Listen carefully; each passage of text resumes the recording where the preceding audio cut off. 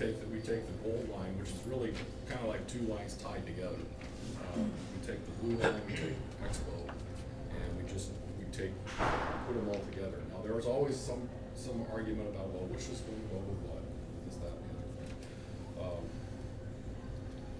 Right now, the capacity situation will probably indicate that we're going to run the blue line with the foothill side of the gold line. It seems to work a little bit better in terms of peak hour capacity. And then that would mean that the east side, wherever it will be, South El Monte or Whittier, will go to Santa Monica, which is a very traditional traffic pattern in Los Angeles. There's lots of volume that goes east-west every day. Everything would go through downtown.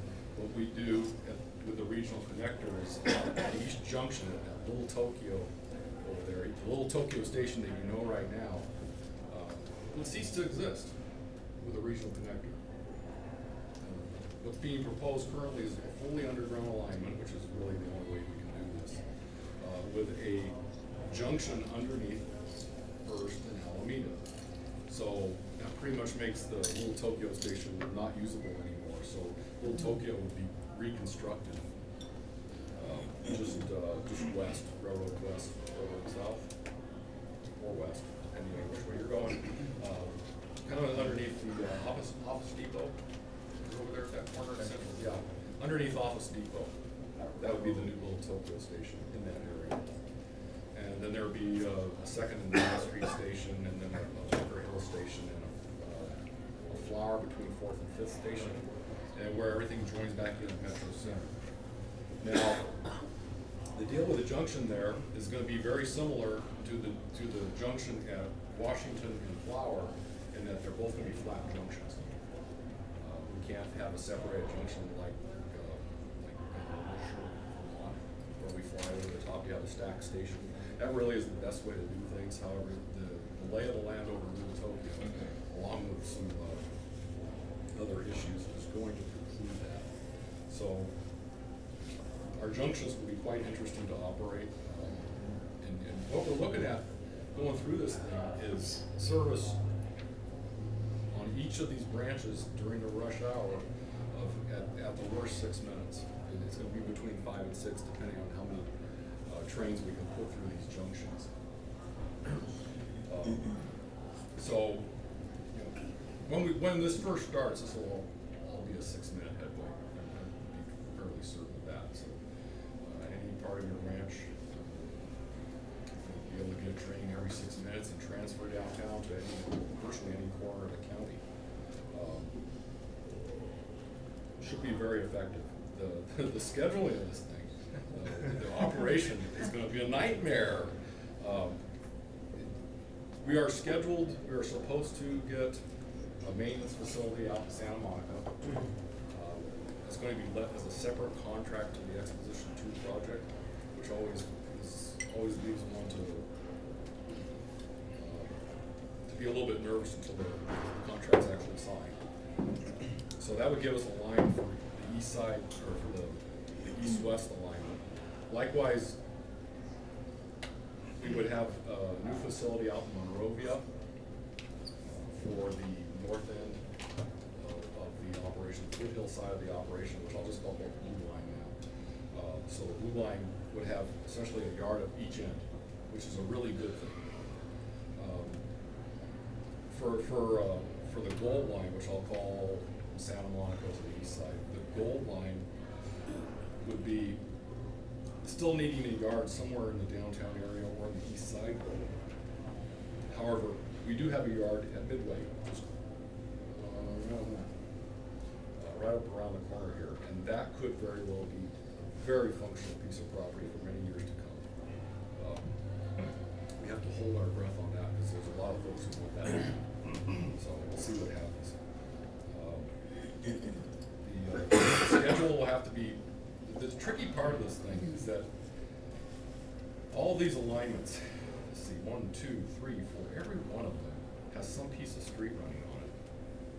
So the two most important parts of these railroads are going to be the junctions, where in fact the trains, let's say for a good old blue line right now, right now they don't have to necessarily pass at the same time through Washington and Flower. However, when we put all this together, they are going to have to pass at the same time.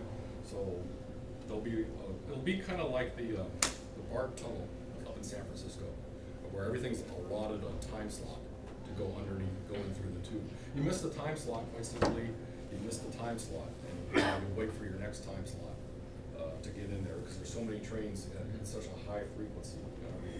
What, 2 minutes? We're telling it might be a little bit less than that right now.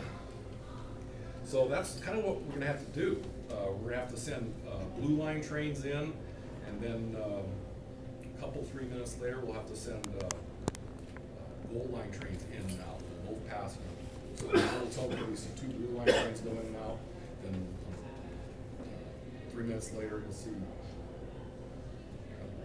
3 minutes later, you'll see gold line trains go in and out. And at the same exact moment, they'll be doing the same exact thing on the other end at Washington Flower. It's the only way it works with flat junctions.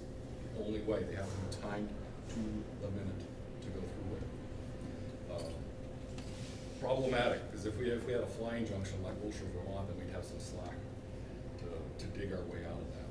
So how are we going to do that?